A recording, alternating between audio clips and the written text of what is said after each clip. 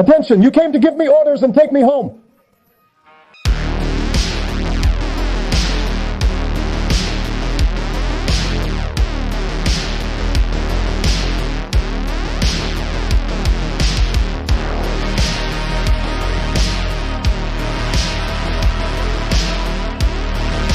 A symbol of war. That was the main importance of battle. An icon so strong that lives from multiple nations were poured into it. Whether they were serving the Russian or Ukrainian government, there would be those who spoke a lot about the city's strategic importance. But the truth was that its value only increased as more lives were invested in its capture, to the point that so much had already been lost that acknowledging defeat would be a blow that neither side wanted. The first Russian bombings began in the city in May of 2022. The impasse had a higher cost at the end of that year. But in March of the following year, flags like the skull were raised within the city after battles so close that they allowed the soldiers to talk about the reasons they were there.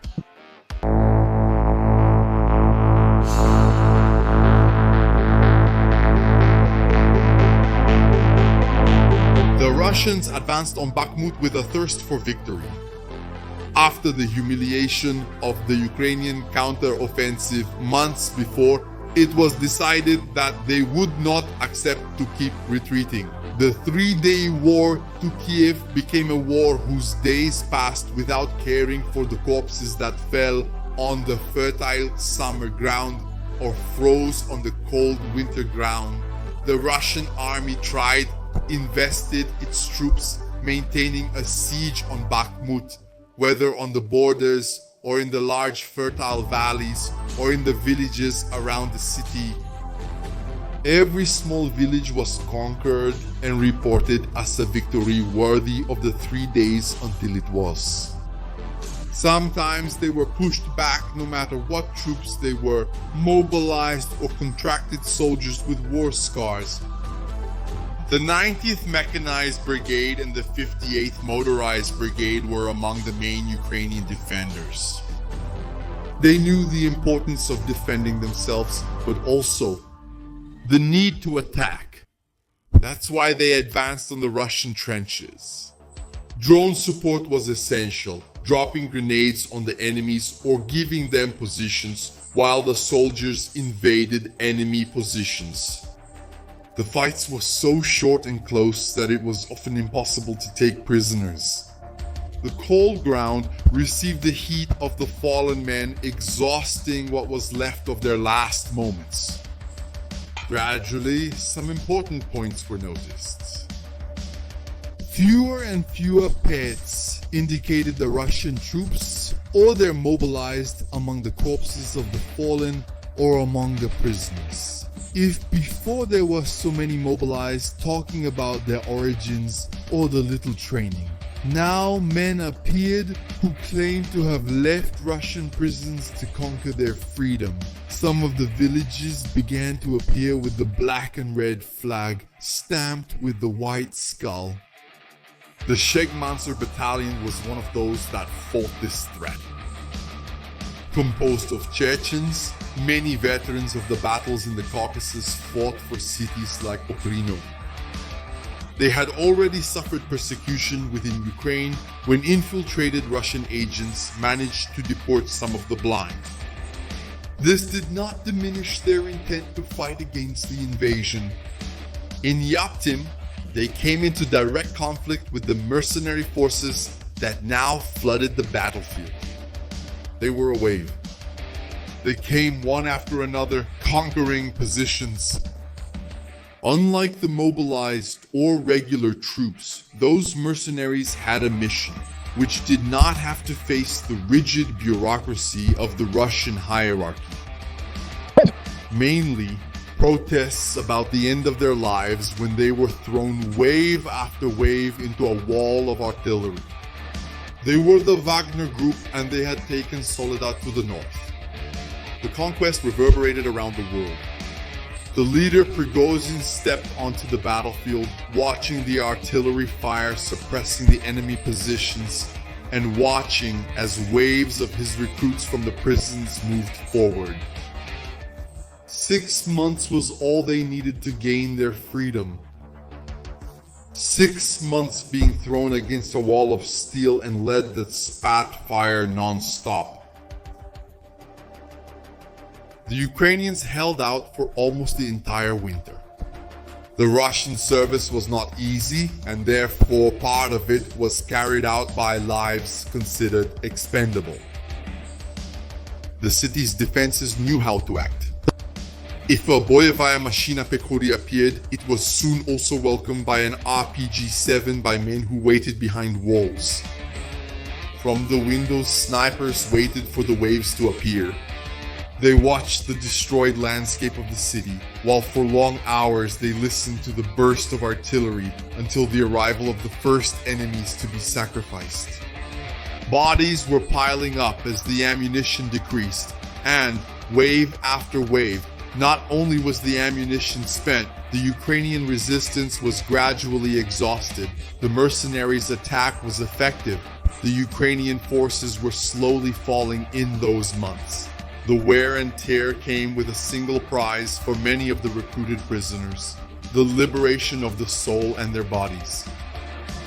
They survived and moved forward, conquering and raising the mercenary flag and hoping to survive the 6 months established in the contract. Right behind the prisoners, specifically trained to clear the way, saw the elite forces of the mercenaries. They used equipment often even better than that of the Russian troops. Their plate carriers were as good protection as those of American special forces. The communication equipment was not mere radios whose protection was intercepted by the Ukrainians.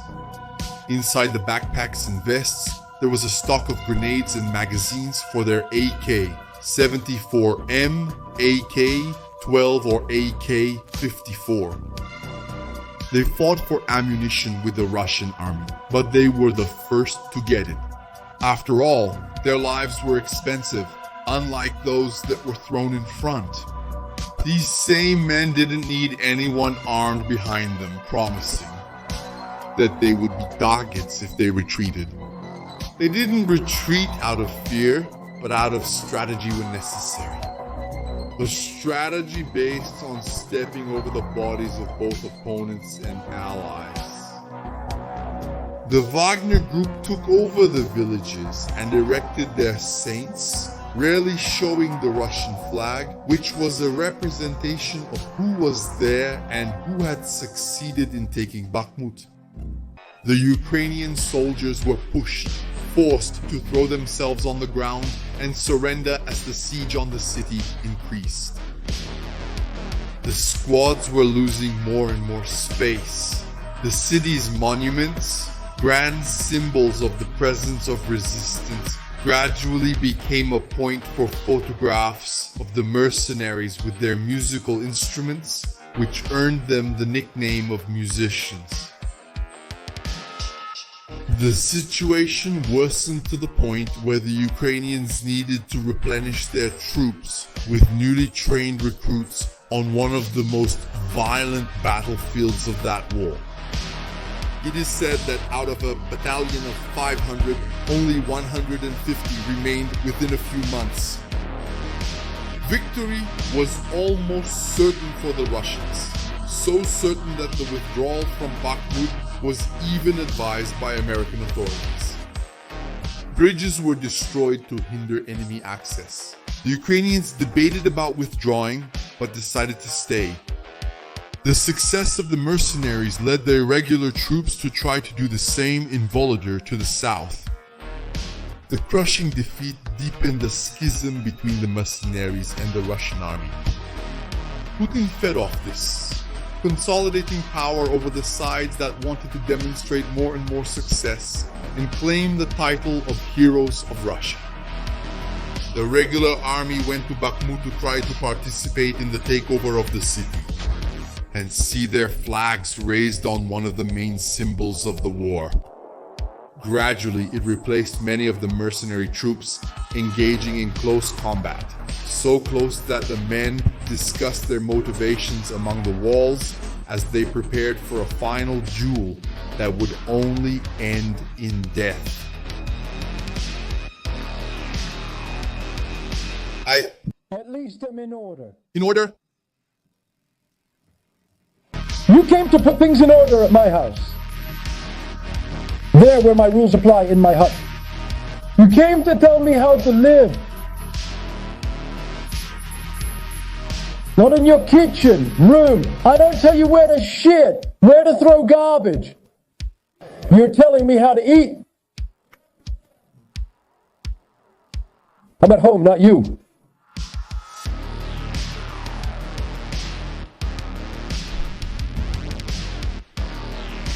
How is that, think?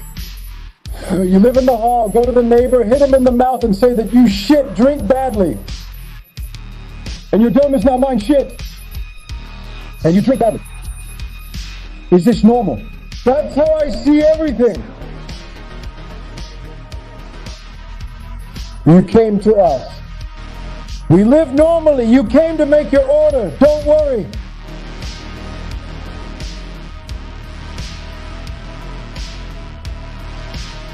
Whoever wants, we will take down. We are not scared. And Yanukovych also wanted to beat the shit, only he took himself down.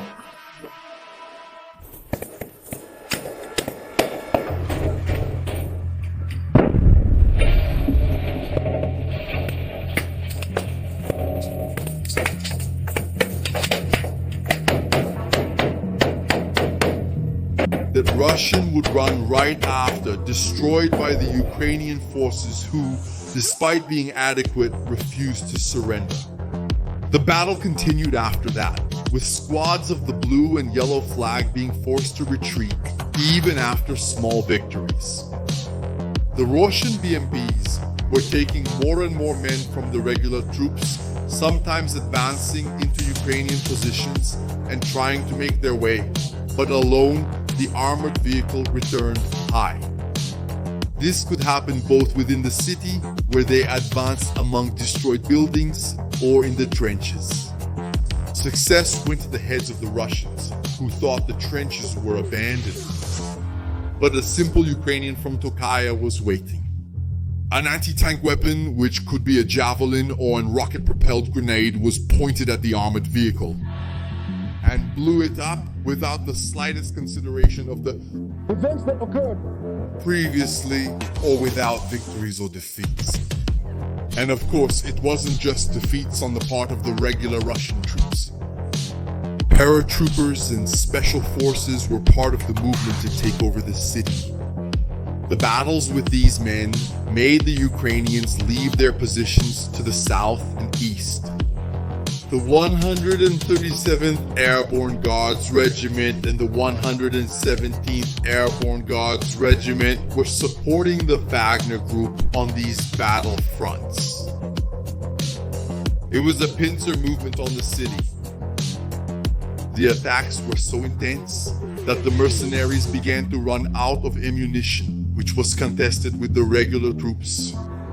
Prigozhin posted a photo with dozens of accumulated corpses due to the lack of fire and artillery to suppress the Ukrainians as the waves advanced.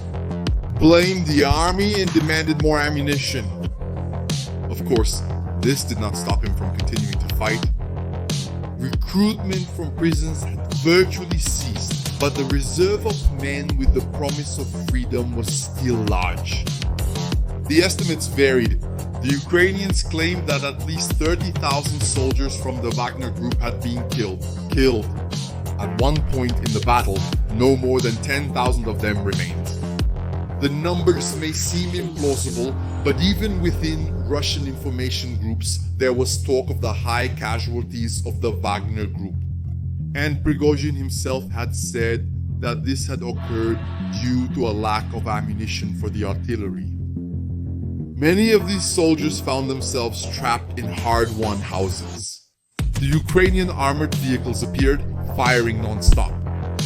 Tanks and BMPs were still inside the city, A Ukrainian soldier might be surrounded, but the armored support allowed for a rescue.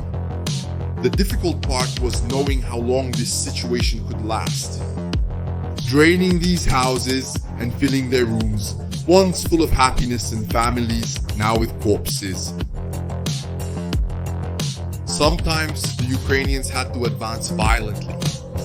They ran desperately to take a certain position from the Russians, and there a new battle began. Russia began to replace the Wagner group troops with well-trained soldiers from the Russian National Guard. The dispute between mercenaries and regular troops continued until the moment of the tactical pause. Much of the city was already taken when the advances of the symphony of mercenary musicians stopped for a break that finally let the Ukrainians breathe a sigh of relief and froze the hearts of the Russians who knew they depended on them to declare victory. A river needed to be crossed, and everyone knew that those would be essential moments. Bakhmut would not be the place where the war would be won, but it could very well be where the war would be lost.